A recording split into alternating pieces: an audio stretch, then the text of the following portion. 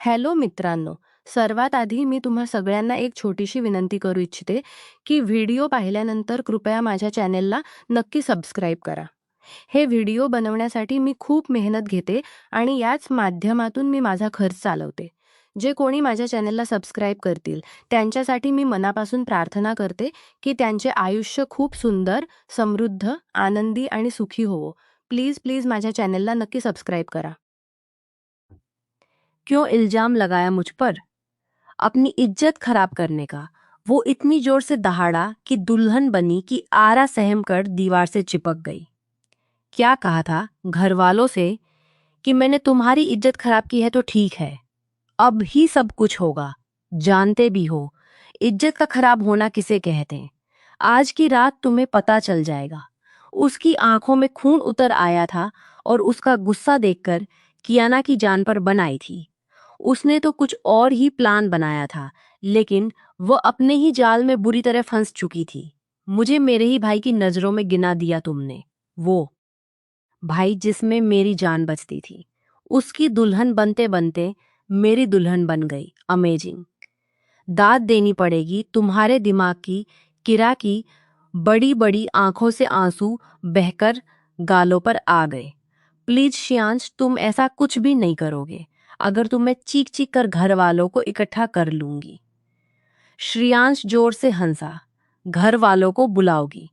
बुलाओ, कोई भी तुम्हारी चीखों पर कान नहीं धरने वाला, बल्कि सब लोग शर्म से अपनी उंगलियां कानों में डाल लेंगे, क्योंकि आज तो हमारी सुहागरात है ना। और सुहागरात में दुल्हन की चीखें निकलें, यह तो आम बात है, यह अलग बात है। किसी की चीखें तेज निकलती हैं तो किसी की धीरे धीरे। अब यह तो तुम्हारे ऊपर डिपेंड करता है कि तुम सुबह क्या मुंह लेकर घर वालों के सामने जाना चाहती हो। तो भलाई इसी में है कि इन चीखों का गला घोट दो कहते। राजवीर ठाकुर और उसके नरम होठों पर धर्मवीर ठाकुर के दो बेटे थे। राजवीर ठाकुर और श्रेयांश ठाकुर दोनों ही अपने बाप की आंखों का ताती थी। राजवीर अपना बिजनेस चला रहा था, जबकि श्रेयांश पुलिस की नौकरी करता था और डीएसपी के पद पर नियुक्त था। पुलिस की यह नौकरी उसने अपनी मर्जी से चुनी थी। उसे पुलिस की वर्दी से एक नेचुरल मोहब्बत थी, जिसकी वजह से वो अपनी माँ के लाख मना करने के बावजूद भी पुलिस में भर्ती हुआ। उसकी माँ गायत्री जी चाहती थी कि वो बाप का बिजनेस ज्वाइन करे, लेकिन उसके पैशन को देखते हुए नकुर ने उसे पुलिस में जाने की इजाजत दे दी। तुम शादी पर आ रहे हो? सुना ना तुमने? राजवीर ने अपनी जिगरी दोस्त विकास को कॉल करते हुए कहा, जो अपनी पत्नी की तबीयत खराब होने की वजह से आने से माफी मांग रहा था। पर राजवीर ने उसकी एक ना सुनी और उसे आने जिद करता कॉल बंद कर गया। कल रात उसकी मेहंदी थी। आज सब यंग बॉयज फार्म हाउस पर बैचलर पार्टी करने वाले थे और उसका सारा इंतजाम श्रेयांश के जिम में था, जिसे वो खुशी से निभा रहा था। श्रेयांश बेटा, धर्म जी की पुकार पर वो पीछे मुड़ा। जी पापा बेटा, दुबई से आपकी सुमित्रा आंटी ने आना है, तो उन्हें एयरपोर्ट से रिसीव करने चले जाना। 1 घंटे तक लैंड करेंगी। उनकी बात पर श्यांश ने कलाई पर बंदी घड़ी पर वक्त देखा। जी पापा, मैं ले आऊंगा। वो बहुत ही आज्ञाकारी बेटा था, लेकिन राजवीर थोड़ा सा जिद्दी और गुस्सैल था, जबकि श्रेयांश हमेशा कूल डाउन रहने वाला इंसान था। लेकिन जब कभी उसे गुस्सा आता तो वो आपे से बाहर हो जाता था। अभी भी वो बहुत कूल अंदाज में अपने बाप से बोलता, अपने कमरे की ओर बढ़ गया। वो समय से हर काम करता, लेकिन अभी बहुत थक गया था। दोनों बाजू फैलाए वो गहरा सांस भर गया। शादी भाई की है और बाज से आकर गिरा और घन चक्कर में बना हुआ हूँ। वो उठकर बैठा और मोबाइल पर अपनी जरूरी मैसेजेस चेक करने लगा। पुलिस स्टेशन कॉल की इंस्पेक्टर राहुल से बात की और सारी डिटेल्स लेता रहा। वो अपने कपड़े निकालने ही वाला था कि बात लंबी हो गई थी, जिसकी वजह से वो अपने कपड़े वहीं छोड़कर पहले सुमित्रा आंटी को लेने चला गया और चावल ले लिए। हवेली से निकलने ही वाला था कि अचानक एक बड़ी सी चादर में लिपटा वजद बाहर निकलता देख वो बुरी तरह चौंका। इस वक्त वहां कोई भी नहीं था, सभी लोग अंदर थे, और ये अकेली लड़की कहाँ जा रही थी और आखिर है कौन? श्यांश को उसका ये चेहरा ढांपकर हवेली से रात के इस वक्त बाहर निकलना शक में डाल रहा था। श्यांश ने उस लड़की के पीछे ही गाड़ी लगा दी। वो लड़की बहुत सावधानी से आगे बढ़ती जा रही थी, जो हवेली से काफी दूर निकल भी आई थी। उसने यूं ही बेधानी में पलट कर देखा तो अपने बिल्कुल पीछे खड़ी गाड़ी में बैठे इंसान को देख के वहीं चौंक गई, और नीली कांसी आंखों को देखते ही श्रेयांश ने पहचान लिया था। वो घबराकर अपनी निगाहें उससे चुराती अपने चेहरे पर चादर को और भी खींच गई, लेकिन चादर का कोना ढलक कर उसके खूबसूरत चेहरे को दिखा गया था। श्रेयांश का दिमाग एक पल में घुमा और वह गुस्से से गाड़ी से नीचे उतरकर लड़की के पीछे बढ़ने लगा। कहाँ जा रही हैं आप? वो भी रात के इस वक्त। अकेली ना चाहते हुए भी श्रेयांश के शब्द सख्त हो गए। मैं कहीं भी जाऊं, तुम कौन होते हो मुझसे पूछने वाले? वो पहले तो घबराई थी, लेकिन अगले ही पल खुद पर काबू पाते हुए मजबूत शब्दों में बोली, आप होश में तो हैं? कल आपकी शादी है और आज आप हवेली से बिना किसी को बताए अकेली निकल पड़ी। क्या इरादा है आपका? श्रेयांश ने अपनी नजरों को काबू करते ही सामने खड़ी उस कम से लड़की को घूरती नजरों से देखा। वो अपने खानदान की सबसे खूबसूरत लड़की थी, जिसके हुस्न के चर्चे वो भी सुन चुका था, लेकिन उसने उसे देखा कभी नहीं था, सिवाय श्रेयांश के खानदान की औरतों के। हालांकि वह हवेली में ही रहती थी, वो कोई और नहीं कि श्रेयांश की माँ गायत्री जी की सहेली साधना की बेटी थी। जब उसके सिर से उसके बाप का साया उठा तो गायत्री जी अपनी सहेली साधना और उसे हवेली में ही ले आई थी। लेकिन लोगों ने बातें बनाई कि बिना किसी रिश्ते के खूबसूरत जवान लड़की को हवेली में कैसे रखा जा सकता है जब घर में दो दो जवान लड़के हो। तब गायत्री जी ने एक कदम उठाया। ठीक है, बिना किसी रिश्ते के नहीं रख सकती, लेकिन जब रिश्ता जुड़ जाए तब तो रख सकती हूं ना। और फिर उसकी शादी अपने बड़े बेटे राजवीर से तय कर दी, और अब इस शादी की तैयारियां चल रही थी। कल ही शादी थी, उसके बाद बारात, बट आज वह कहाँ जा रही थी यह श्रेयांश को समझ नहीं आया। एक ही हवेली में रहते हुए भी वह बस एक आध बार ही उसकी झलक देख पाया था। उसका नाम क्यारा सोलंकी था। देखो श्रेयांश, बेहतर होगा मेरे मामलों से तुम दूर रहो, वरना क्या, आप मुझे धमकी मत दो और चुपचाप गाड़ी में चलकर बैठो। आप अभी इसी वक्त हवेली वापस चल रही हैं, मैं तुम्हारे साथ कहीं नहीं जाऊंगी, समझे तुम? चलो जाओ यहां से। वो अपना चादर का पल्लू ठीक करते हुए गुस्से से बोली। तो श्रेयांश ने अपने होंठ गुस्से से भी लिए। आप वापस हवेली चल रही हैं या नहीं? मुझे मजबूर मत करें कि मैं आपको कलाई से पकड़कर जबरदस्ती खींचते हुए हवेली ले जाऊं। वो एकदम तेज गुस्से से बोला, जिस पर कार्यारा का जी जल उठा। उसका जी हुआ कि उस डीएसपी का मुंह नोच ले, जिसने ऐन वक्त पर आकर उसके प्लान पर पानी फेर दिया था। तुम क्या ने गुस्से से उसे आंखें दिखाई। मेरे पास सेकंड ऑप्शन भी है। अगर आप इसी वक्त गाड़ी में नहीं बैठी तो यह मेरी माँ का नंबर है। मैं अभी के अभी माँ का नंबर डायल कर दूंगा और उन्हें सब कुछ बता दूंगा। वो आपको यहाँ से खुद लेकर जाएंगी, और आगे आपके बारे में क्या फैसला होगा यह आप खुद सोच लीजिए। इस बार श्रेयाश की धमकी का असर अच्छे से हुआ था। वो अंदर ही अंदर गुस्से से बल खाती गाड़ी की बैक सीट पर जा बैठी। तुम्हें तो मैं छोड़ूंगी नहीं, श्रेयाश ठाकुर, ऐसी जगह मारूंगी कि तुम्हारी 7 पुश्तें याद रखेंगी। आज मेरे रास्ते के में तुमने रोड़े अटकाए हैं, अब देखो मैं तुम्हारे साथ क्या करती हूँ। वो दिल ही दिल में श्रेयाश से बातें करती, उसे सख्त नजरों से घूर रही थी। श्रेयाश उसकी घूरती नजरों को खुद पर महसूस करता। गाड़ी वापस हवेली की ओर मोड़ चुका था। सुमित्रा आंटी को लेने के लिए अब वो खुद नहीं जा सकता था, इसलिए उसने अपने कजिन विनय को कॉल कर दिया। इसलिए पोर्च में खड़ी कॉल कर दिया। उसने एक निगाह हवेली के एंट्रेंस पर डाली, जहां इस वक्त काफी लोग खड़े थे। कैरिडोर से गुजरते हुए बहुत भीड़ थी। किरा गुस्से से गाड़ी से निकलने लगी। रुक जाओ, अभी बहुत से लोग वहां मौजूद हैं, मैं उन्हें वहां से हटाता हूँ, उसके बाद आप अंदर चली जाइएगा, वरना लोगों की नजर। मैं आ गई तो सब सवाल जवाब करेंगे, और मेहरबानी करके दोबारा ऐसी कोई हरकत मत कीजिएगा जिससे कि आप हमारे खानदान की इज्जत पर दाग लगा दें। वो उसकी तरफ गर्दन मोड़ते हुए बोला, साथ ही उसे समझा भी रहा था, मुझे लेक्चर देना बंद करो। आज तुमने जो मेरा रास्ता रोका है ना, इसकी सजा तुम्हें जरूर मिलेगी।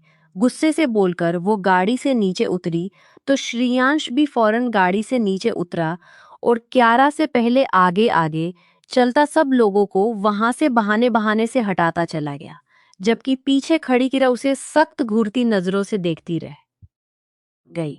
जब रास्ता साफ हो गया तो वो चुपचाप अंदर की ओर बढ़ गई। उसे जाते हुए देख श्रेयांश अपनी मुट्ठियां भेज कर रह गया था। उसे बिल्कुल भी समझ नहीं आ रहा था कि आखिर क्या रात किस वक्त कहाँ जा रही थी, वो भी अकेली, वो भी छुप छुप के। वो थोड़ा अपसेट तो हुआ था, लेकिन फिर सिर झटकता अपने कमरे की ओर बढ़ गया। उसे फार्म हाउस से लगातार फोन आ रहे थे। वो अब शावर लेकर फ्रेश होता फार्म हाउस जाने के लिए तैयार होने लगा। उल्लू का पट्टा बदतमीज जाहिल डफर वो कमरे में आते ही अपनी चादर को उतार कर दूर फेंकती हुई गुस्से से फुनकारी थी। उसे बेतहाशा गुस्सा आ रहा था उस इंसान पर जिसने ऐन वक्त पर उसके सारे प्लान को चौपट कर दिया था। हाँ, वो हवेली से भाग रही थी, वो इस शादी से भाग रही थी, क्योंकि उसे राजवीर के साथ ही शादी नहीं करनी थी, बल्कि उसे शादी करनी ही नहीं थी।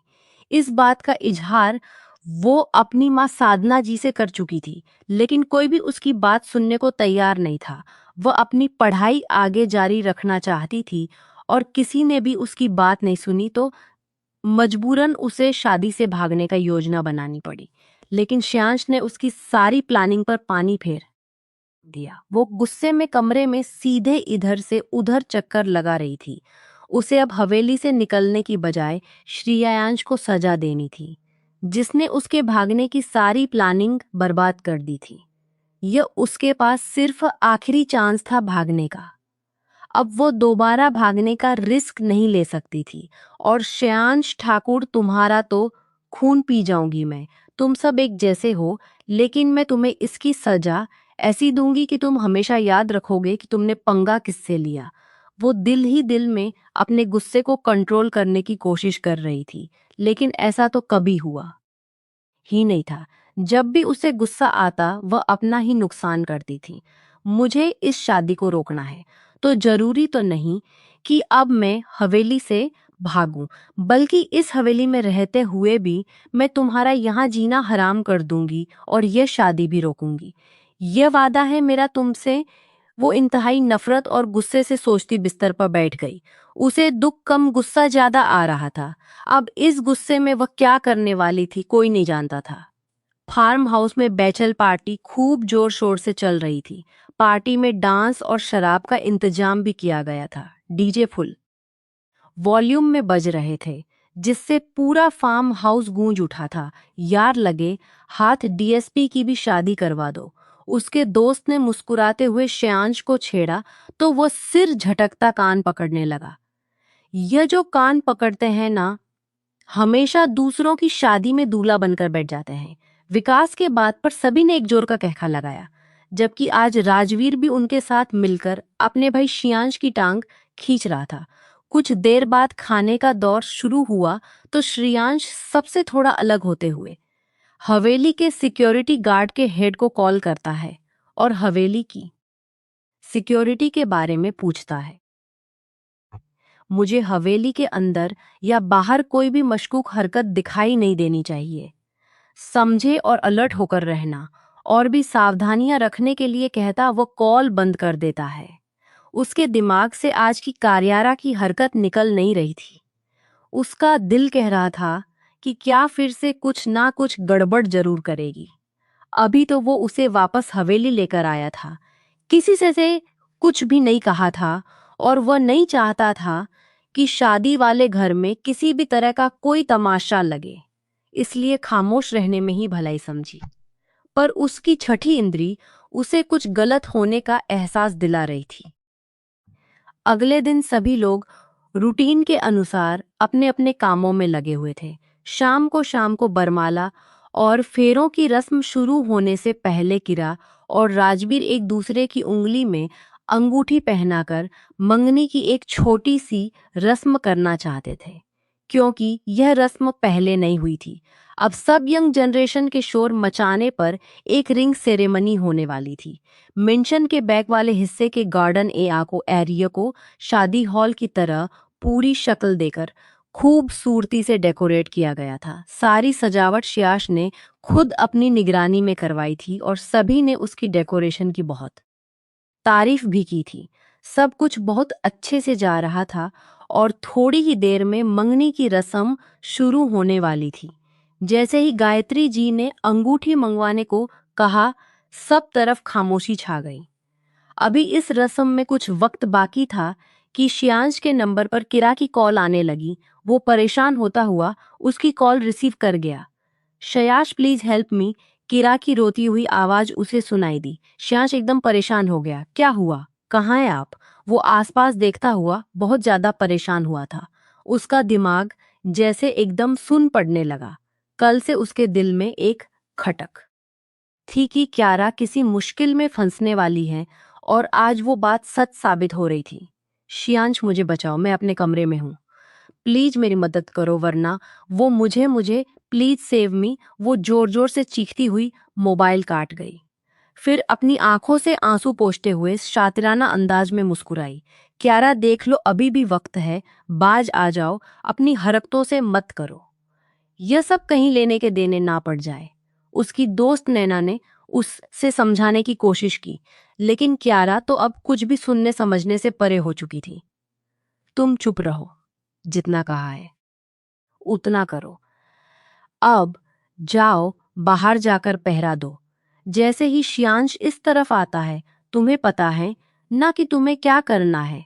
और अगर जरा सी भी गड़बड़ हुई, याद रखना, तुमने जो पेपर्स में गड़बड़ की है ना, उसकी खबर तुम्हारे साथ क्या होगा सोच लो।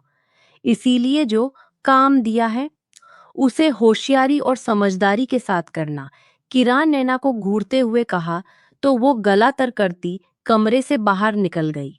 अब कमरे में क्या अकेली थी, बहुत इज्जत है ना तुम्हारी इस हवेली में। अब देखो कैसे तुम्हारी इज्जत को मिट्टी में मिलाती हूँ। पूरी हवेली के लोग तुमसे नफरत ना करने लगे तो मेरा नाम भी कार्या रानी। वो मुंह बनाकर बोलती। अब श्यांश का इंतजार कर रही थी। जैसे ही श्यांश कार्यारा के कमरे में पहुंचा, अंदर से आती चीखों की आवाज सुनकर वो पलक झपकते अंदर की ओर बढ़ा था। और जैसे ही वो अंदर दाखिल हुआ, सामने ही कार्यारा मेहंदी के जोड़े में सजी सबरी दिखाई दी। उसका खिलता सुनहरा हुस्न देखकर श्याश एक पल के लिए आंखें झपकना भूल गया था। वो बेहद खूबसूरत लग रही थी, जैसे परस्तान से कोई परी उतर आई हो। उसके चेहरे की खिलती सुनहरी रंगत और उसका नरम नाजुक खूबसूरत सरापा देखकर किसी का भी दिल उस पर आ सकता था। वो पहली नजर उसे देखकर स्तब्ध रह गया। अगले पल ही होश में वापस लौटा था और अपनी निगाहें फेर ली। क्या हुआ? क्यों चिल्ला रही थी आप? वो अपने शब्दों की कड़वाहट पर काबू पाता हुआ बोला। जब किरा के लबों पर एक अच्छी मुस्कान बिखर गई और उस मुस्कान को श्यान्स देख नहीं पाया था, क्योंकि उसने तो अपनी नजरें क्यारा के ऊपर से हटा ली थी। वो इस कदर बेहुदे रूप में खड़ी थी कि वो उस पर दूसरी नजर डाल ही नहीं सकता था।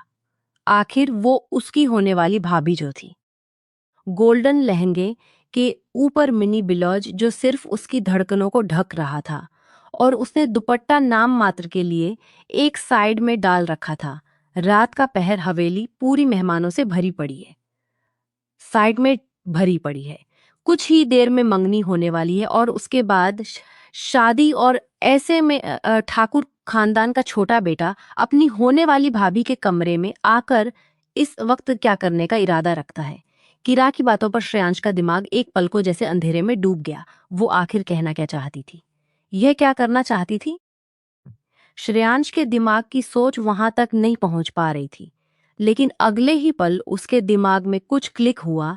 क्योंकि वह एक पुलिस वाला था और उड़ती चिड़िया के भी पर पकड़ लेता था। यहाँ उसे अपने से 8 साल छोटी लड़की किस तरह बुरी तरह ट्रीट कर रही थी। अगर अपने दिमाग की बत्ती जलाता तो फौरन समझ गया था, पर वो इस वक्त उसकी खूबसूरती और भाभी बनने वाले रिश्ते के जाल में उलझ गया था। जो उसे सोचना चाहिए था वह सोच नहीं पा रहा था। वो होने वाले प्यारे देवर जी, आपको समझ नहीं आ रही मेरी बात। वो उसके करीब जाकर खड़ी होती, दांत चबाकर बोली तो श्रेयांश उसके इतने नजदीक आने पर एकदम घबरा गया। वो जल्दी से एक कदम पीछे हटा। बचाओ बचाओ, हेल्प मी। अचानक से ही कियारा ने जोर जोर से चिल्लाना शुरू कर दिया था। इससे पहले कि श्रेयांश कुछ समझ पाता, किरा ने उसका हाथ पकड़ा और जोर जोर से चिल्लाने लगी। वो श्रेयांश को बिना संभलने का मौका दिए उसके कॉलर को दबोचते हुए अपनी तरफ खींचने लगी, जबकि सबके दौरान उसका दुपट्टा, जो कि सिर्फ एक कंधे पर पड़ा था, फिसल कर जमीन पर गिर चुका था। यह क्या बदतमीजी है? होश में आओ, वो झुंझलाता हुआ खुद पर काबू पाता उसे खुद से दूर हटाने की कोशिश करने लगा कि उसी पल दरवाजा खुला। दोनों की नजरें एक साथ दरवाजे पर उठी थी, जहां श्रेयांश के दादा, उसके पापा चाचा चाची, उसकी माँ गायत्री देवी और साथ ही कार्यारा की माँ साधना जी और राजवीर एक एक करके कमरे में दाखिल हो चुके थे। सबकी नजरों में बेकीनी थी। सामने खड़े दोनों ही सबको हैरान कर गए थे। आंटी अंकल, वो एकदम धक्का देती हुई गायत्री जी की ओर भागी थी और उनके सीने से लिपटे हुए फूट फूट कर रो पड़ी। आपके बेटे ने मुझे बर्बाद करने की कोशिश की है, वो अटक अटक कर बोलने की कोशिश कर रही थी, जबकि उसकी माँ साधना जी अब इस बात से कभी अपनी बेटी को देखती तो कभी श्रेयांश को। अगले ही पल क्यारा रोती हुई अपनी माँ साधना जी के गले लग गई। उसका यूं तड़प तड़प कर रोना सबको साफ कर चुका था। श्रेयांश तो घर वालों को बेकीन नजरों से देख रहा था। कुछ कहने की स्थिति में श्रेयांश, दादाजी की आवाज कमरे में गूंजी तो सबको होश आया। श्रेयांश ने नासमझी में सर हिलाया। राजवीर ने अपनी मुट्ठियां कसकर भेज ली। एक तरफ मंगेतर थी, जिससे कुछ ही देर में शादी होने वाली थी। दूसरी तरफ जान से प्यारा भाई था। वो क्या करता, उसे मार देता या खुद को? वो बर्दाश्त के कठिन मुकाम पर गिरता, अपनी आंखें मीच गया। वो एक कदम आगे बढ़ता चलाया, फिर अचानक से धर्मवीर ठाकुर उसके सामने आकर खड़े हो गए। उनकी आंखों में कुछ ऐसा था कि एक पल में श्रीश को लगा जैसे उसे आसमान से जमीन पर पटक दिया गया हो। चटा एक पल में हर तरफ खामोशी छा गई। श्रेयांश ने हैरत से दंग अपने पापा की ओर देखा। तुमने आज में सर झुका दिया है, मुझे तुमसे यह उम्मीद नहीं थी। लोगों ने जब शुरू में क्या को लेकर यहाँ रहने पर बातें बनाई थी, तो मुझे लोगों की सोच पर अफसोस हुआ था कि ऐसे कैसे लोग किसी दूसरे की परवरिश पर उंगली उठा सकते हैं, क्योंकि मुझे अपने बेटों पर पूरा भरोसा था कि मेरे बेटे कभी कुछ गलत कर ही नहीं सकते। लेकिन आज मुझे अच्छे से समझ आ गया कि लोगों की बातें बेवजह नहीं थी। जवान लड़की को घर में यूं रखना शायद मेरी सबसे बड़ी गलती थी। धर्मवीर जी गुस्से से कांपते हुए जोर से बोले थे, क्यों किया तुमने? यह सब तुम्हारे भाई की होने वाली बीवी है। वह अभी कुछ ही देर में उनकी शादी होने वाली है और तुमने अपनी होने वाली भाभी पर गंदी नजर रखी। श्रेयांश, काश यह सब देखने से पहले मैं मर जाती। गायत्री जी ने भी आगे बढ़ते हुए उसका गिरबां पकड़कर रोते हुए कहा, जबकि वह चुपचाप सबकी बातें सुनता जा रहा था। उसे किसी ने भी सफाई देने का मौका नहीं दिया, बल्कि जो देखा उसे सच सच मान लिया। जब उन्हें आंखों देखी बातों पर यकीन था, अपनी औलाद पर नहीं, तो वो सफाई क्यों देता? वो अब बिल्कुल चुपचाप खड़ा था और सबको अविश्वास से देखे जा रहा था। वो देखना चाहता था कि उसके घर वालों की आखिरी हद क्या है। तुम कुछ बोलते क्यों नहीं श्रेयांश? मेरा दिल फट जाएगा। मेरा श्रेयांश ऐसा नहीं कर सकता। दादाजी का लाडला श्रेयांश इस वक्त इल्जामों के दलदल में धंसता चला जा रहा था। दादाजी, मैं कसम खाता हूं मैं। वो अब दादाजी की ओर बढ़ता कुछ बोलने लगा था कि धर्मवीर जी ने उसे वापस अपनी ओर मोड़ते हुए कहा, खबरदार खबरदार, जो कोई भी झूठी कसम खाई तो जान ले लूंगा मैं तुम्हारी। वो इतने गुस्से में थे कि श्रेयांश ने अपने होठ भी लिए और अपनी बात को अधूरा छोड़ दिया। किराना बिलख बिलख कर साधना जी के गले लगकर रो रही थी। माहौल अजीब से तनाव का शिकार हो रहा था। राजवीर बेटा, श्रेयांश की हरकत को माफ कर दो और शादी के लिए तैयार हो जाओ। बिल्कुल नहीं, मैं अब यह शादी नहीं करूंगा। एक ऐसी लड़की से शादी हरगिज नहीं करूंगा जिसका किरदार शक के घेरे में हो। यह तुम क्या कह रहे हो राजवीर? दादाजी के साथ साथ बाकी सब भी राजवीर की बात सुनकर बुरी तरह चौंके थे। सही कह रहा हूं, जिस हालत में ये दोनों थे ना, खुद मैंने अपनी आंखों से देखा इन्हें। क्या ये इस काबिल है कि मैं इसे अपनाऊं? राजबीर की बात पर किरा को अपना आप जमीन में धंसता महसूस हुआ। मेरी बेटी पवित्र है, साधना जी ने तड़पते हुए कहा। यह तो आप कह रही है ना आंटी जी, माओ को तो अपनी औलाद गलत लगती ही नहीं। वे चुपता हुआ बार कर गया। राजवीर बेटा, इस समय कार्यारा का क्या कसूर? दादाजी ने उसे ठंडा करने की कोशिश की। कसूर? वो एकदम भड़क उठा। शियाश कार्यारा के कमरे तक पहुंच गया। कैसे कैसे इतनी आसानी से वो उसके कमरे तक पहुंच गया? ऐसे ही नहीं पहुंच गया होगा, कुछ तो इशारा किया होगा ना, कोई तो जलवा दिखाया होगा। मर्द भी उसी तरफ बहकता है जहां से उसे कोई इशारा मिले। राजवीर भाई, श्रेयांश ने हैरत से अपने भाई की बात सुनकर आंखें फैलाई। नाम मत लो अपनी जुबान से मेरा, और भाई तो बोलना भी मत, वरना अभी तुम्हारी जान अपने हाथों से ले लूंगा। मर गया तुम्हारा भाई तुम्हारे लिए। आज से राजवी ने उसे जोर से पीछे धक्का दिया तो वो जरा सा लड़खड़ा गया, जबकि दूर खड़ी सुनंदा मुख पर हाथ रखे चुपचाप ब्याज आंसुओं से रो जा रही थी। उसकी मोहब्बत तो बसने से पहले ही उजड़ गई, उसका दिल आबाद होने से पहले ही बंजर हो गया। उसे शयानस से इस सब की उम्मीद नहीं थी।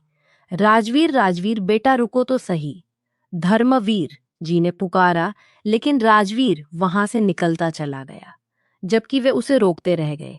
मेरी बेटी की जिंदगी बर्बाद करके क्या मिला तुम्हें? साधना जी ने अब की बार आगे बढ़कर श्रेयाश के कॉलर को पकड़ते हुए एक थप्पड़ उसके गाल पर जड़ दिया, जिसे वह चुपचाप सह गया। वह उसे बड़ा मानता था, उन्हें अपनी माँ की तरह देखता था। आज उन्होंने भी उस पर इतबार नहीं किया था। सब रिश्ते एक एक करके उसके हाथ से फिसलते जा रहे थे, और इस सब की वजह वह सामने खड़ी लड़की थी, जिसे वह मासूम समझता था, जिसके सिर पर बाप का साया नहीं था तो उसे हमदर्दी भी देता था। और अब जब वो भाभी बनने वाली थी तो उसकी इज्जत भी करता था, लेकिन वो मासूम नहीं थी। साधना जी का रो रो कर बुरा हाल था। वो बेटी को गले लगाए रो रही थी, जबकि गायत्री की मुट्ठियां भजी हुई थी। बेटे की हरकत से वो बुरी तरह दुखी दिखाई दे रही थी। उन्होंने इस तरह के हालात की बिल्कुल भी उम्मीद नहीं की थी। सभी इस स्थिति में बुरी तरह उलझे हुए थे। अब लोगों को क्या मुंह दिखाएंगे? बाहर सब मेहमान इकट्ठा हो गए हैं, सबको क्या जवाब देंगे? राजवीर ने तो साफ इनकार कर दिया है। अब आप बताएं, मैं क्या करूं? आपके बेटे ने हमारी इज्जत दो कौड़ी की करके रख दी। अगर यही सब करना था तो हमें इस हवेली में पनाह ना देते, हम कहीं भी चले जाते, रूखी सूखी खाकर गुजारा कर लेते, लेकिन कम से कम इज्जत तो बची रहती। तुमने बिल्कुल भी अच्छा नहीं किया। गायत्री गायत्री की रोती टूटी फूटी आवाज में दर्द छलक आया। सब लोग चुप हो गए, जबकि गायत्री जी ने नफरत भरी निगाह से श्रेयांश को देखा और सर झटक दिया। जिसने यह सब प्रॉब्लम क्रिएट की है ना, अब वही इस प्रॉब्लम को समेटेगा भी। अचानक से धर्मवीर जी की आवाज सुनते ही सभी ने चौंक कर उनकी ओर देखा। क्या मतलब? साधना जी धर्मवीर जी की ओर देखकर बुरी तरह हैरान हुई। अब यही करेगा किरा से शादी अभी, और इसी वक्त उनके फैसले पर। सबसे पहले किरा ने चौंक कर सिर उठाया। ऐसा तो उसने सोचा ही नहीं था। वो तो बस शयाश को जलील और रुसवा करना चाहती थी। बाजी ऐसे पलट जाएगी, यह तो उसके बहमोगुमान में भी नहीं था। यह नामुमकिन है, मैं कभी भी यह शादी नहीं करूंगी। अगर तुमने मेरा हुक्म नहीं माना लड़की, तो मैं शायद अपने उसूलों को भूल जाऊंगा और अभी इसी वक्त तुम दोनों को घर से धक्के मारकर निकाल दूंगा। धर्मवीर जी की आंखों में आग थी। अगर राजवीर शादी तोड़ कर गया है, तो जो वजह उसने रखी है ना, वो वजह गलत नहीं हो सकती। कुछ तो ऐसा रहा होगा कि श्रेयांश तुम्हारी और बढ़ा और मामला यहाँ तक पहुंच गया।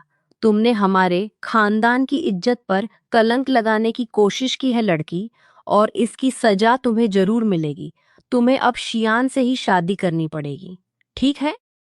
तो आप हमें इस घर से निकाल दें। हमें भी कोई शौक नहीं है इस हवेली में रहने का। कार्यारा एकदम उठकर खड़ी हुई थी, जबकि साधना जी हक्का बक्का अपनी बेटी को देख रही थी। इस हाल में वो कहाँ जाती? जब कार्यारा की जिंदगी को संवारने का एक मौका उन्हें मिल रहा था, तो वो इसे कैसे गवा देती? वो फौरन उठकर खड़ी हुई और कार्यारा के मुंह पर एक थप्पड़ रख दिया। तुम कौन होती हो बीच में अपना फैसला सुनाने वाली? जबकि तुम्हारी माँ अभी जिंदा है। भाई साहब, मुझे आपका फैसला मंजूर है। वो हैरान सी अपनी माँ को देखने लगी। उसे तो लगा था वो यहाँ से आजाद हो जाएगी, अपनी मर्जी से जिंदगी गुजारेगी, लेकिन एक और पासा पलट गया था। मम्मी, मैं हरगिज भी इस इंसान से शादी नहीं करूंगी। चुप हो जाओ कार्यारा। अगर तुमने मेरी बात नहीं मानी तो तुम मेरा मरा हुआ मुंह देखोगी। जबकि श्रेयांश को तो कुछ समझ ही नहीं आ रहा था, और जब उससे के होश ठिकाने आए तो वो एकदम चीख पड़ा।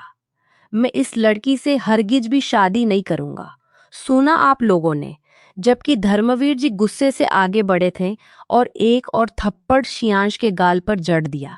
अब अगर अपने बाप की जिंदगी चाहते हो तो तुम्हें मेरा फैसला मानना पड़ेगा। वो गुस्से से उसका गिरेबान थामते हुए बोले। वो अपने होठ बुरी तरह भींच कर रह गया। उधर क्या बुरी तरह रो रही थी। नहीं मम्मी, मैं यह शादी नहीं करूंगी। इस इंसान ने मेरे साथ जो किया, उसके बाद भी इसे अपनी जिंदगी में शामिल कर लूं। यह कैसा इंसाफ है?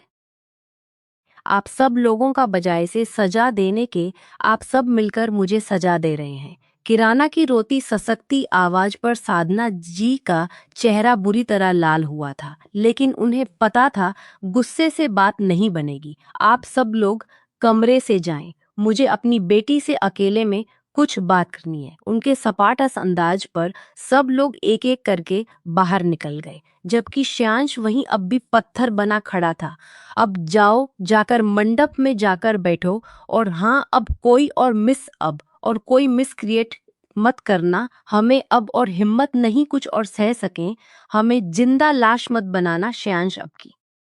बाहर जाते जाते धर्मवीर जी श्रेयांश के पास आते टूटे फूटे शब्दों में बोले थे। वो अपने बाप की यह टूटी हालत देखकर मुट्ठियां भी कर बाहर निकल गया, और दरवाजे पर खड़े धर्मवीर जी ने मुड़कर एक नजरियारा और साधना जी पर डाली। बेहतर है इस लड़की को शादी के लिए राजी करो। जब तुम लोगों को अपने घर में पनाह दी, तो तुम लोग हमारी इज्जत के साथ जुड़ चुके हो, और वो भी उस हालत में जब यह लड़की इस घर की बहू बनने वाली थी। राजी करो इसे शादी के लिए, वरना इस पूरी हवेली में कयामत आएगी जिससे कोई भी बच नहीं पाएगा।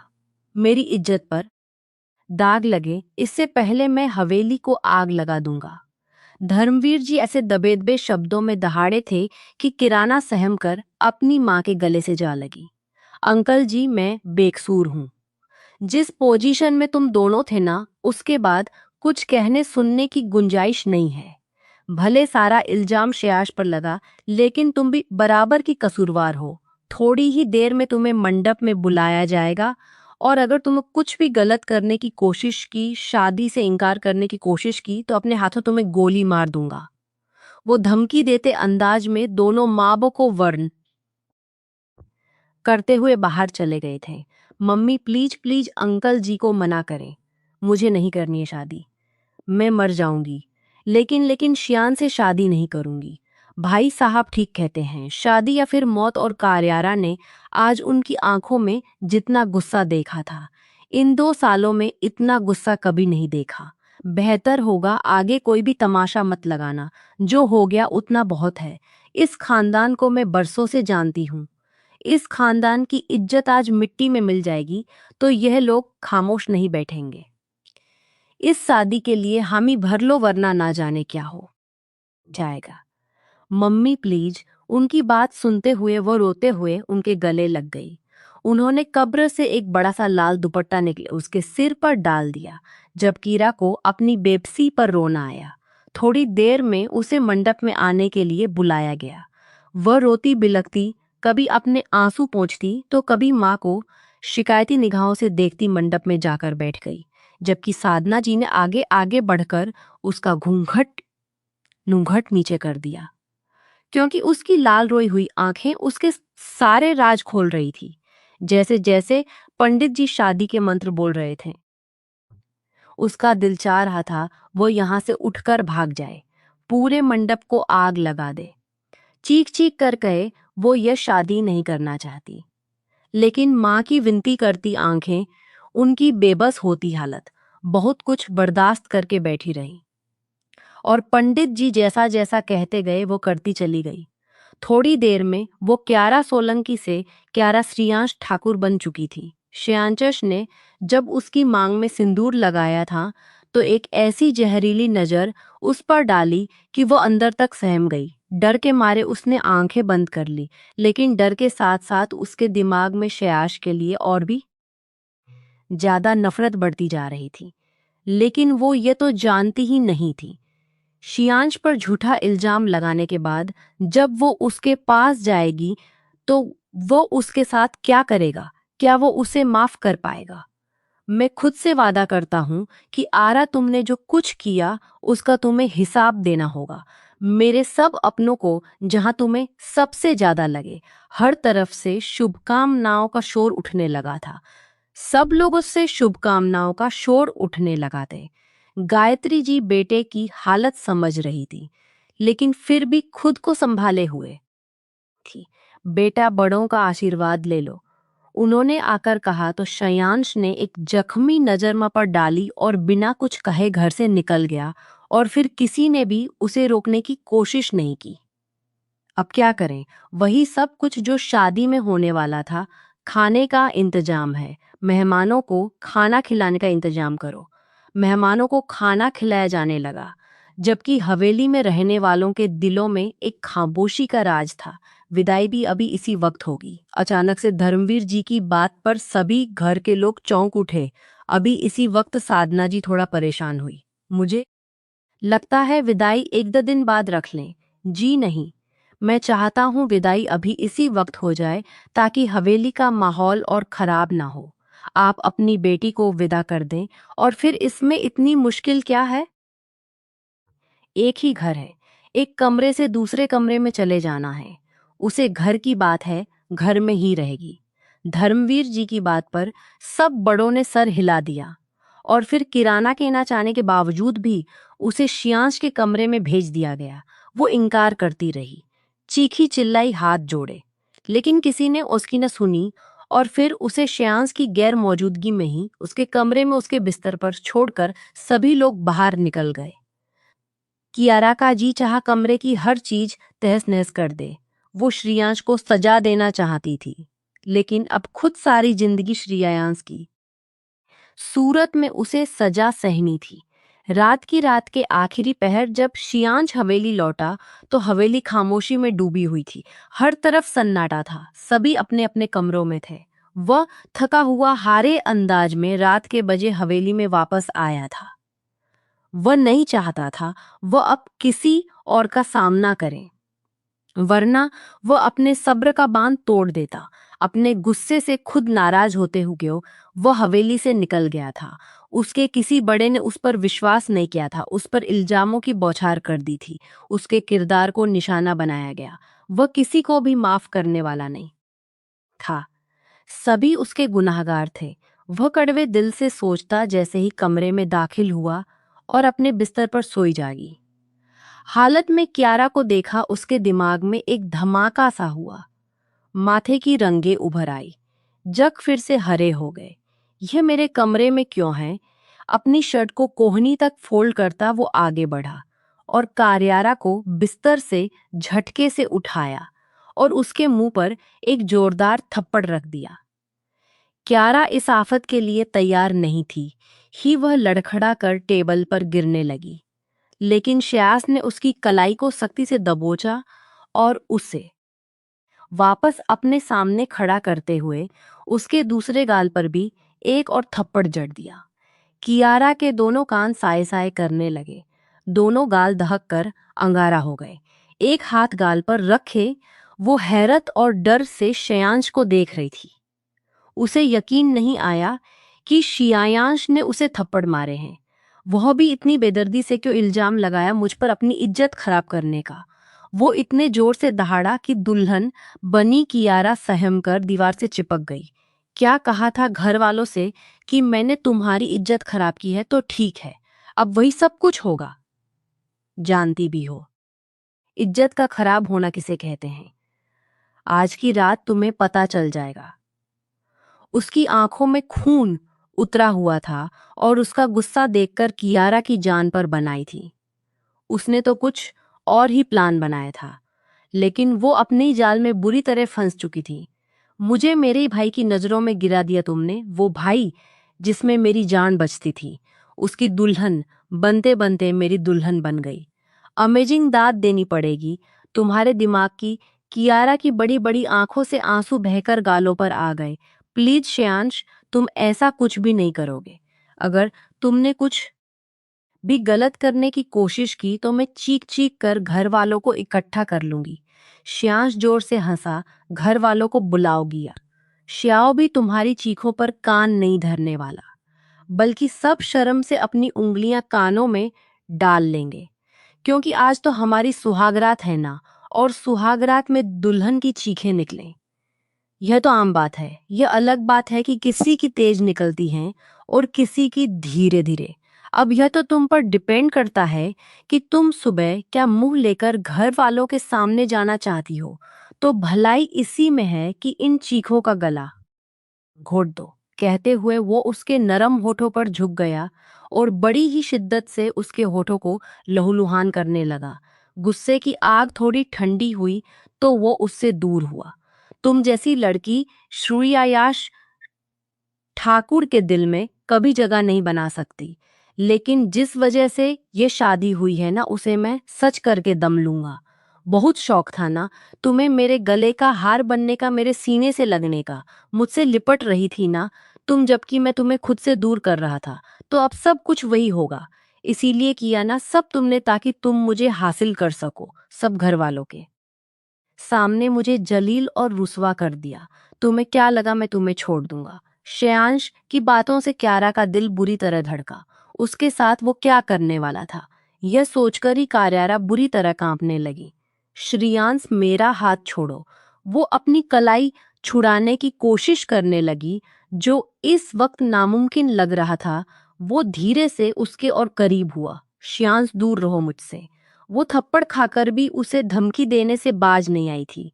श्रेयांश ने उसके अंदर की बागी लड़की को देखा और अपने दिमाग को और भी ज्यादा शॉर्ट होता महसूस किया। जरा भी दुख नहीं था उसकी आंखों में, ना ही कोई शर्मिंदगी की। इस बात ने श्रेयांश को और भी आग बबूला कर दिया। वो खुद को उससे छुड़वाने लगी, लेकिन वो एक मजबूत बॉडी बिल्डर था। उसका इतना निडर बेखौफ अंदाज देखकर श्रेयांश ने दांत खींचे और उसे बाजू से पकड़ते हुए दीवार से पिन कर दिया। उसकी कमर दीवार से जड़ टकराई और वो दर्द से करा उठी। वो फुफकारते हुए बोला, तुमने मेरे अपनों के सामने मुझे रुसवा किया। इसका इनाम तो तुम्हें देकर ही रहूंगा। जो इल्जाम तुमने मुझ पर लगाया है ना, अब उसे सच करना ही होगा, है ना? वो गुस्से में चेखा। क्यों किया तुमने ये सब? बोलो, क्या मैंने तुम्हें कभी बुरी नजर से देखा? क्यों किया मेरे कैरेक्टर को दाग डाल? वो चिल्ला उठा। क्या सहर कर आंखें बंद कर गई। आंखें खोलो अपनी और जवाब दो मुझे। वो उसके जबड़े को सख्ती से थामकर जोर से झिंझोड़ता है। माफ माफ कर दो, वो मुश्किल से बोल पाई। माफ किसी सूरत नहीं। तुमने तो रिश्तों का मजाक बना दिया। मेरे भाई की बीवी बनते बनते मेरे कमरे तक पहुंच गई। इसका तुम्हें सिला तो देना ही पड़ेगा। वो एकदम तैश में आ गया। जो थप्पड़ आज उसे अपने पापा से पड़े थे। उनका हिसाब तो अब कारियारा से ही लेना था। वो कूल डाउन बंदा आज वाकई में जालिम बन गया था और जुल्म करने पर मजबूर करने वाली उसके सर पर थोपी हुई वो लड़की क्यारा थी। शयाश इस कदर सख्त रवैया अपनाएगा, इसकी क्या को उम्मीद नहीं थी। वो उसे बेड पर लेकर आया और सारा गुस्सा उसके नाजुक से वजूद पर उतार दिया। क्या की आंखों में आंसू थे। यह सजा तो उसे मिलनी ही थी।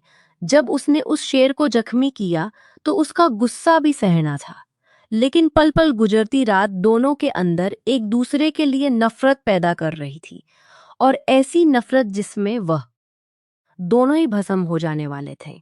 राजवीर हवेली छोड़कर जा चुका था। उसके अंदर दुख तकलीफ इतनी ज्यादा थी कि अब अगर वो हवेली में रहा तो शायद घुट घुट कर मर जाता। धर्मवीर जी ने उसे बहुत बार कॉल की, लेकिन उसका नंबर बंद आ रहा था। वो बहुत ज्यादा परेशान हो चुके थे। सारी रात वो इस बात को सोचते रहे कि ना जाने कहाँ उनसे गलती हो गई कि उनके छोटे बेटे ने यह हरकत की। उनका दिल नहीं मान रहा था। शयाश उनका बहुत ही आज्ञाकारी बेटा था। वो कैसे इतनी घटिया हरकत कर सकता था? जरूर कहीं ना कहीं कुछ तो गलत था, पर वो समझ नहीं पा रहे थे। सुबह होते ही ठाकुर हवेली में भूचाल सा आ गया। राजवीर अपने ऑफिस की किसी लड़की से मंदिर में जाकर शादी करके उसे हवेली ले आया। दादाजी उसे देखते ही गुस्से से भड़क उठे, जिस पर उसने बेइंतहा बदतमीजी की। ऊपर रेलिंग के पास खड़े शयाश ने यह मंजर बहुत गौर से देखा, जबकि उसका चेहरा हर एहसास से खाली था, जैसे नीचे हो रहे तमाशे से उसे कोई फर्क ना हो। ऐसे कैसे किसी भी लड़की को उठाकर तुम इस हवेली की बहू बना सकते हो? हम ठाकुर खानदान से हैं और यह लड़की दादाजी, यह अब मेरी पत्नी है। अब इसकी पहचान भी मेरे नाम से होगी। बोखड़े अंदाज में बोला, मैं नहीं मानता इसे हमारे खानदान की बहू। दादा की कड़कदार आवाज गूंजी, लेकिन धर्मवीर जी और गायत्री जी उन्हें कूल डाउन करने की कोशिश कर रहे थे, जबकि राजवीर भी हद से ज्यादा बदतमीजी करता आंखों में आंखें बात कर रहा था। मेरे साथ आई, यह लड़की इज्जत वाली है, शादी करके लाया हूं। आपके पोते की तरह नहीं किया, जिसने अपने ही भाई की बीवी पर नजर डाली और उसे शादी करके अपनी बीवी बना लिया। राजवीर अचानक से धर्मवीर जी का हाथ उठा, लेकिन उसे राजवीर ने हवा में ही रोक दिया। रेलिंग पर रखी श्री श्यांश के हाथों की पकड़ सख्त हुई थी। धर्मवीर जी की आंखें दुख और हैरत से फैल गई। उन्हें यकीन नहीं आया कि उनके बेटे ने उनका हाथ रोका था। कल उन्होंने अपने छोटे बेटे श्यांश पर हाथ उठाया, लेकिन मजाल थी कि उसने अपने बाप का हाथ रोका हो या उनकी आंखों में घुसकर देखा हो। पर आज सामने खड़े राजवीर ने उनका मान विश्वास सब कुछ तोड़ दिया था। उनकी आंखें भीग गई, हाथ खुद ब खुद नीचे गिर गया। मुझ पर आइंदा कभी हाथ मत उठाना। मुझे आदत नहीं है फिजूल में मार खाने की। वो उनकी आंखों में आंखें डालकर बोला और अपनी बीवी का हाथा में सीढ़ियां चढ़ता चला गया। सामने खड़े श्यांश को देखा तो वो अपना रुख फेर गया, जिन्होंने वही दादाजी के पास बैठकर अपना सिर हाथों में थाम लिया था, जबकि श्यांश खामोशी से बैठकर अपना सिर हाथों में बढ़ गया। वो अपने पापा और अपने दादाजी को यूं दुखी नहीं देख सकता था। जो कुछ राजवीर ने कहा और किया वह सब उसकी बर्दाश्त से बाहर था। वो गुस्से से अपने कमरे में आया और ड्रेसिंग मिरर के सामने खड़ा हो गया और गहरी सांसें भरने लगा। कियाना अभी तक बिस्तर में थी, गहरी नींद में, और इस कदर सुकून से सोई हुई थी। कियाना श्यांश के वजूद में गुस्से की चिंगारियां भर गई। हवेली के सब लोगों को एक दूसरे के सामने खड़ा करवाकर वो खुद कितनी चैन की नींद सो रही थी। श्यांश के गुस्से की रफ्तार बढ़ी और वह उसकी ओर बढ़ता हुआ उसके ऊपर से कंबल हटा गया और फिर अगले ही पल अपने होठ भेज कर रह गया, जब देखा कि वह उस वक्त उसकी शर्ट पहने हुए थी जो घुटनों तक आ रही थी। श्यांश ने अपने उम्र के जज्बातों को काबू पाते हुए उसे नींद से ही एक झटके से बिस्तर से उठाकर अपने सामने खड़ा कर दिया। वो हड़बड़ा कर उठी। कुछ पल तो उसे समझ नहीं आया कि उसके साथ हुआ क्या है, लेकिन अगले ही पल अपने सामने श्रेयांश को गुस्से में देखकर उसके रोंगटे खड़े हो गए। रात का एक एक मंजर उसकी आंखों के सामने घूम गया और वो श्रेयांश से डरने पर मजबूर हो गई। कितनी ढीठ और बेशर्म हो तुम! इतना बड़ा गेम खेलकर सबको एक दूसरे से लड़ाकर तुम कैसे सुकून की नींद सो सकती हो? वो गुस्से से दहाड़ा। मैं नहीं चाहती थी ऐसा कुछ हो। श्रेयांश, तुमने मुझे मजबूर किया। तुम नहीं आप। वो उसका जबड़ा फिर से बेदर्दी से दबोच गया। कार्यारा को लगा उसका जबड़ा आज टूट जाएगा। आइंदा बदतमीजी से बात की तो तुम्हारी यह जुबान सलामत नहीं रहेगी। झटके से उसका मुंह छोड़ते वो उसे भी छोड़ गया, जिससे वो एकदम बिस्तर पर गिर गई। काश मुझे सिर्फ एक खून करने की इजाजत होती तो मैं यकीनन सबसे पहले तुम्हारा करता। शियाश इतने गुस्से से बोला कि क्या क्या सहम कर पीछे हुई तो मार डालो। रात को थप्पड़ मारकर तुम्हारा दिल नहीं भरा तो अब मार दो मुझे जान से। उसके फिर से बदतमीजी करने पर शियाश ने उसका गला पकड़ते हुए उसे बेड की दीवार के साथ लगा दिया। कियारा की आंखें बाहर को आई, लेकिन शियांश ने अपने हाथों की गिरफ्त थोड़ी ढीली की, फिर भी वह सह ना सकी। लेकिन जब उसकी नजर कियारा के नाजुक वजूद के उन निशानों पर पड़ी जो गुस्से में उसने रात को दिए थे, तो वह एकदम से पीछे हट गया। वो खांसती हुई नीचे बिस्तर से फिसलती जमीन पर बैठ गई। कोशिश करना मेरी आंखों के सामने कम ही आओ, वरना। वो अपनी बात अधूरी छोड़ता बाथरूम की ओर बढ़ गया, जबकि क्यारा वहीं बैठकर सिसकती रह गई। वो श्रेयांश से बदला लेने की खातिर किस हद तक चली गई थी। उसने खुद को तकलीफ दी, बल्कि सारी जिंदगी के लिए उसने श्रेयांश के रूप में अब तकलीफ ही सहनी थी। I hate you Shreyansh Thakur, I hate you. वो घुटनों में सर दिए रोती चली गई। अगली रात श्रेयांश कमरे में आया तो वह चुपचाप बेड पर अपनी साइड पर सो रही थी। उसने क्रीम लाकर उसके पास रख दी। जख्मों पर लगा लेना, धीरे से बोलता हुआ बाथरूम में चला गया। पहले जख्म देता है, फिर उस पर दबा भी रखता है। बेदर्द पत्थर दिल इंसान हंठ काटती हुई वो अपनी आंखें बंद कर गई। वक्त का काम था गुजरना और वह गुजरता जा रहा था। राजवीर और शयास एक दूसरे से बिल्कुल बात नहीं करते थे। भाई भाई एक दूसरे के दुश्मन बने हुए थे। राजवीर तो श्री शियांश की शक्ल तक नहीं देखना चाहता था। दूसरी तरफ शियांश और कार्यारा ने एक दूसरे को उस दिन के बाद ना देखा और ना मुंह लगाया। शियांश, जो आज जल्दी पुलिस स्टेशन से घर आ गया था, अपनी मां की पुकार सुनकर सीढ़ियां चिढ़ते हुए रुक गया। उसे अपने कानों पर यकीन नहीं आया कि उसकी मां ने आज 3 महीने बाद उसे पुकारा था। वो पलटकर उन्हें हैरत से देखने लगा। यहाँ उनके शब्दों में मोहब्बत महसूस करता वो ढीले कदमों से उनकी ओर बढ़ा। वो उसका हाथ थामकर सोफे पर बैठ गई। आंखों में आंसू आ गए। क्या हुआ मम्मा, आप रो क्यों रही हैं? वो अपनी माँ के आंखों में आंसू देखकर तड़प उठा। शियांश बेटा, मुझे एक जरूरी बात करनी थी। जी मम्मा, मैं सुन रहा हूँ। शियांश, क्यारा को माफ कर दो बेटा। उनकी बात सुनकर शियांश एक पल को चौंका। क्या मतलब श्रेयांश? वो शर्मिंदा है। उसने जो भी किया मम्मा, काश वो शर्मिंदा होती, लेकिन वो नहीं है। सब कुछ कर सकता हूँ, लेकिन उसे माफ नहीं कर सकता। वो गुस्से से अपनी जगह से उठकर खड़ा हुआ। क्या अपनी औलाद की खातिर भी माफ नहीं करोगे? उनके शब्दों पर वो एकदम से चौंक उठा। उन्हें बेकिनी से माँ को देखने लगा। हाँ श्रेयांश, वो माँ बनने वाली है। और अब जब उसे ये बात पता चली तो उसने रो रो कर अपना हाल बुरा कर लिया है। उनके शब्दों में दुख था। मम्मा, वो कुछ बोलना चाहता था। प्लीज मेरे बच्चे, हम जान गए हैं कि उस दिन तुम्हारा कोई कसूर नहीं था। सब कुछ किया कियारा की नासमझी और गुस्से की नजर हो गया था। मम्मा, मुझे इन बातों से कोई फर्क नहीं पड़ता। वक्त गुजर गया है।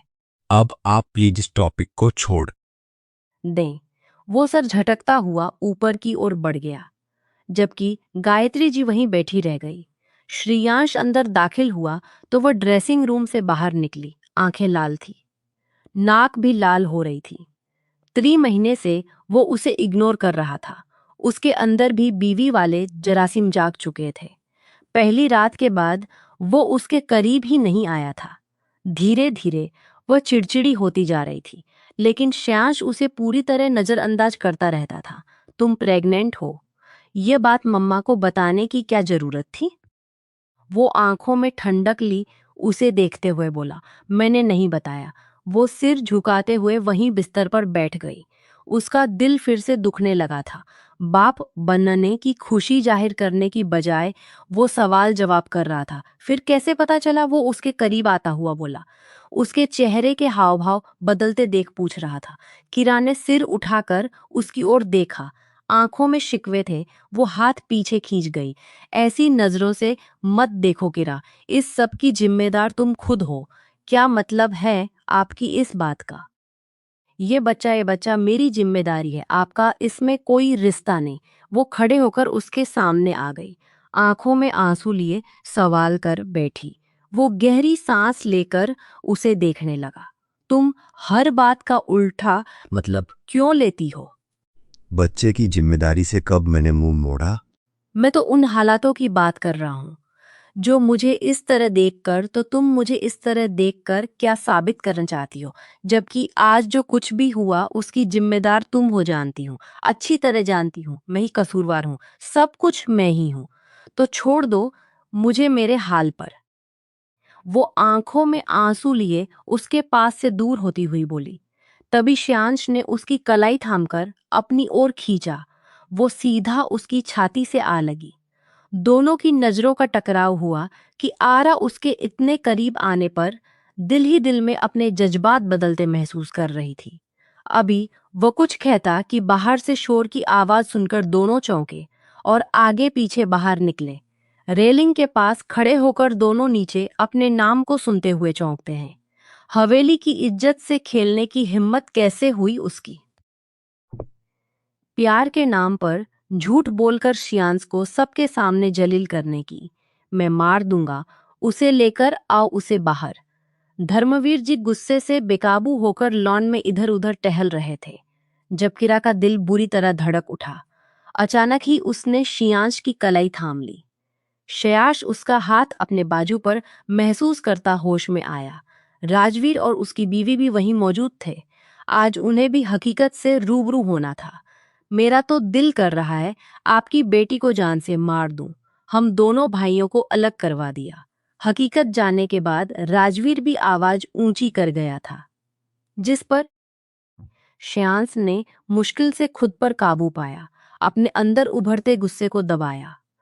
इस बीच उसकी नजर श्यांश और क्यारा पर जा टिकी।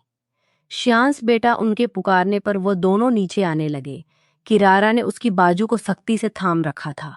वो उस वक्त बहुत डरी हुई महसूस कर रही थी। उसने अपनी माँ और सास को सारी बात बता दी थी। उन्होंने तो किसी से कोई बात नहीं की, लेकिन राजवीर की बीवी रैना ने सब कुछ सुन लिया था और उसने ही राजवीर को बता दिया। और फिर राजवीर ने पूरी हवेली में कोहराम मचा दिया। उसे रहकरारा पर गुस्सा आ रहा था, जिसने इतनी बड़ी साजिश रची। क्यों किया तुमने ऐसा? राजवीर गुस्से में आगे बढ़ा। इससे पहले ही श्यांश बीच में आ गया। मेरी बीवी है, उससे दूर रहे। उसके ठंडे अंदाज ने सबको बहुत कुछ जता दिया। इस लड़की ने हम सबको बर्बाद किया, तुम्हारे किरदार को दागदार किया और तुम इसकी साइड ले रहे हो। इसका तो मुंह थप्पड़ों से लाल कर देना चाहिए और इसे इस हवेली से धक्के मारकर निकाल देना चाहिए। राजवीर की आवाज जैसे ही गूंजी, उसके पीछे खड़ी किरा बुरी तरह कांप उठी। मेरी बीवी है, वो कोई हाथ लगाकर दिखाए, हाथ तोड़ दूंगा मैं। उसका श्याश की दहाड़ पर राजवीर खुद को मुश्किल से संभाल पाया। वो उसे गुस्से से घूरने लगा। ऐसी बेटी तो भगवान किसी को ना दे जिसने सबकी इज्जत को मिट्टी में मिला दिया। धर्मवीर जी भी अपने बेटे के हम ख्याल थे। मेरी बीवी के लिए कुछ भी कहने से पहले सोच समझ लें, वरना मैं अपनी सारी हदें पार कर जाऊंगा। श्रेयांश की आवाज में आग थी। वो कसूरवार है श्रेयांश। उसने तुम पर इल्जाम लगाया जबकि तुम बेगुनाह थे। दादाजी की आवाज नरम लेकिन हार मान चुकी थी। श्रेयांश के कानों में गूंजी तो श्रेयांश गुस्से में पीछे की ओर मुड़ा। अगर कसूर क्यारा का है तो यहाँ मौजूद हर एक इंसान का है। क्या मुझे नहीं जानते थे आप लोग? या मेरी माँ की परवरिश पर शक था, या मेरे बाप को अपने खून पर भरोसा नहीं था?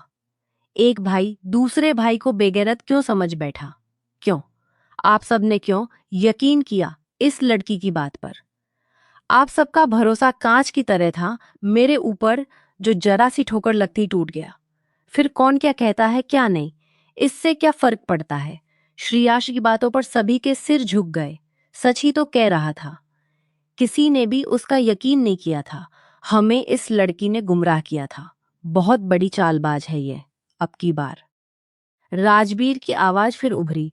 फिर आप सब इतने समझदार होकर उसकी बातों पर यकीन कैसे कर गए? यह सब बातें करके आप क्या को बेकसूर साबित करना चाहते हो तो सुन लो, यह कोशिश नाकाम होगी। इसे माफी की कोई सूरत नहीं। राजवीर की बात पर शियांश की मुट्ठियां कस गई। मेरे होते हुए कोई भी मेरी बीवी को उंगली से छूकर दिखाए, फिर बताऊंगा सजा क्या होती है। श्रेयांश का सख्त जुनूनी अंदाज राजवीर को गुस्से से बोलती बंद करवा भाग गया। अब यह सब कोई नहीं दोहराएगा। आप क्या को क्या माफ नहीं करेंगे। मैं आप सबको कभी माफ नहीं करूंगा, कभी नहीं। श्रेयांश की बात पर राजवीर और बाकी सबको तीर की तरह लगी। हमें माफ ना करने से पहले अपनी बीवी से तो हिसाब ले लो, जिसने तुम्हारे किरदार की धज्जियां उड़ाई। राजवीर की आवाज गूंजी, राजवीर भाई। राजवीर के कदमों को फिर शयाश की ललकार ने रोक दिया। शयाश ने आगे बढ़कर उसे दोनों हाथों से थाम लिया। मैं नहीं चाहता कि मेरा हाथ आप पर उठे भाई। अगर भाई के गिरेबान तक पहुंच गया तो कुछ भी नहीं बचेगा। इसलिए मेरे मामले से और मेरी बीवी से दूर रहें। उंगली उठाकर चेतावनी देता। और कियारा उसकी आंखों में बहते आंसुओं को देखती रही। वो इंसान जो उसके इतने बड़े गुनाह पर भी उसके साथ खड़ा था, उसके सामने मजबूत चट्टान बनकर खड़ा हो गया था। किरा की हालत बिगड़ती जा रही थी। उसने सुबह से कुछ नहीं खाया था और उल्टियां करके उसकी जान हलक में आ गई थी। जब तक वो श्रेयांश के सहारे खड़ी थी तो बेहतर थी, लेकिन जब सब उसे घूरते और जलील करते दिखे तो वो माहौल के तनाव को सह ना पाई। उसकी आंखों के आगे अंधेरा छा गया, लड़खड़ाई। इससे पहले कि गिर जाती, श्रेयांश ने उसे थाम लिया, उसकी आंखों में अपने लिए फिक्र देखकर वो रोते हुए भी मुस्कुरा दी। श्रेयांश ने उसे अपनी बाहों में उठाया और बिना किसी की परवाह किए सीढ़ियां चढ़ने लगा। सब लोग उन्हें बस जाते हुए देखते रहे। साधना जी अपनी बेटी के लिए श्रेयांश को देख मुस्कुरा दी। राजवीर की जगह भगवान ने श्रेयांश को उस सफर चुना था और वह इस फैसले से आज पहली बार सच्ची से खुश थी। आज पहली बार सच्चे दिल से खुश थी। कमरे में लाकर बिस्तर पर लेटा कि क्या की आवाज पर उसके कदम रुक गए। वो फौरन उठी और उसके सीने से इतनी जोर से जा लगी कि एक पल को श्रेयांश जरा सा पीछे हुआ, टेबल से टकरा गया। वो बेतहाशा रो रही थी और श्रेयांश उसे खुद से लगाकर बिल्कुल सन्न था। श्रेयांश ने उसको बाहों में धीरे से अलग किया तो वो सख्ती से उसे देखने लगी। वो मुंह फेर गया, लेकिन कियारा ने उसकी पीठ को सीने से लगा लिया। वो बुरी तरह रो रही थी, लेकिन उसके होठ बिल्कुल खामोश थे। आज श्रेयांश ने उसके दिल में घर कर लिया था। वो अपनी सारी गलतियों को मानती हुई उसे दिल से अपना चुकी थी, क्योंकि वो तो था ही चाहे जाने के लायक। कैसे न उसे प्यार करती, प्यार से ज्यादा अब वो इश्क करने लगी थी। उसका यह गैरअंदाज अब उसे बर्दाश्त नहीं हो रहा था। श्रेयांश माफ कर दो, वो उसकी पीठ पर अपने गाल लगाए माफी मांग रही थी, लेकिन सामने वाला भी आज सख्त दिल हो चुका था। मेरा ट्रांसफर हो गया है, कल यहाँ से दूसरे शहर जाना है, तो अपना ख्याल रखना। सादा लेकिन सर्द अंदाज में बोलकर वो ड्रेसिंग रूम की ओर तेजी से बढ़ गया। उसकी बात सुनकर वो ड्रेस स्तब्ध रह गई। वो उसे छोड़कर जा रहा था। वो ऐसा कैसे कर सकता था? उसे उसकी जरूरत थी, उसकी मोहब्बत की, उसकी चाहत की, उसके साए की। वो कैसे उसे छोड़कर जा सकता था? वो नहीं रह सकती थी उसके बिना। वो सुबह बैग लिए नीचे उतरा तो दादाजी की आंखों में एक पल को दर्द छलक आया तो वो रुक गया। फिर उनके सामने आया। ऊपर खड़ी क्यारा रोते हुए उसे ही देख रही थी, जो उसे इतनी बड़ी सजा देकर जा रहा था। उसे अपनी सांसें घुटती हुई महसूस हो रही थी। इस वक्त सभी लोग हवेली में ही मौजूद थे। कोई नहीं चाहता था कि वो जाए, लेकिन वह सबसे नाराज था। इसीलिए किसी में हिम्मत नहीं थी कि उसे रोक पाता। गायत्री जी ने रोते हुए उसे देखा तो उसने अपनी माँ को सीने से लगाकर आंसू बहाए। ख्याल रखिएगा, मेरी अमानत का। उसे कोई तकलीफ नहीं होनी चाहिए। आंखों के आंसू पोंछते हुए उनसे आशीर्वाद लेता हुआ वो अपनी चिंता भी जत गया था। अगर तुमने जाने का इरादा कर ही लिया है तो अपनी बीवी को भी साथ लेकर जाओ, राजवीर ने गुस्से से कहा, उसे रोकने के इरादे से। लेकिन श्रेयांश को उसकी बात पर फिर से गुस्सा आया। वो यहीं रहेगी, यह घर उसका भी है, और अगर किसी ने उसे तकलीफ देने के बारे में सोचा तो मैं जिंदगी भर किसी को अपनी शक्ल नहीं दिखाऊंगा। वो गुस्से से बोला। उसकी बातों पर ऊपर खड़े कियारा हिचकियों से रो रही थी। वे जा रहा था, कदम दर कदम आगे बढ़ रहा था, और उसके साथ क्या की सांसें भी उलझती जा रही थी। उसका दम धीरे धीरे घुटता जा रहा था। आंखों के आगे अंधेरा छाता महसूस हुआ और फिर वो वहीं गिर पड़ी। क्या साधना जी के पुकार पर सब उसकी ओर भागे। वो रेलिंग के पास बेहोश पड़ी थी। दहलीज के बाहर कदम रखते हुए शयाश ने अपने कदम रोक दिए। उसका बेहोश वजूद, वो हाथ में थामा बेगरा को देखा, उसका बेहोश भागा। बाकी सभी लोग भी जमीन पर फेंककर उसकी ओर दौड़े, लेकिन श्याश ने उसे अपनी बाहों में भर लिया। उसकी नब्ज रुक रुक कर चल रही थी। वो उसे अपनी बाहों में ली अस्पताल भागा। अस्पताल पहुंचते ही फौरन उसका इलाज शुरू कर दिया गया। पेशेंट ने बहुत ज्यादा स्ट्रेस लिया है। इस हाल में तो आपको उनकी केयर और भी ज्यादा करनी चाहिए। शुक्र करें नर्वस ब्रेकडाउन नहीं हुआ, वरना माँ और बच्चों की जान को खतरा होता। बच्चों, श्यांश ने हैरानी से पूछा। जी जी, वो माँ बनने वाली है, वो भी ट्विंस बच्चों की। डॉक्टर की बात पर वह दीवार से लग गया। इतनी बड़ी खुशी की खबर, वो जुड़वा बच्चों का बाप बनने वाला था।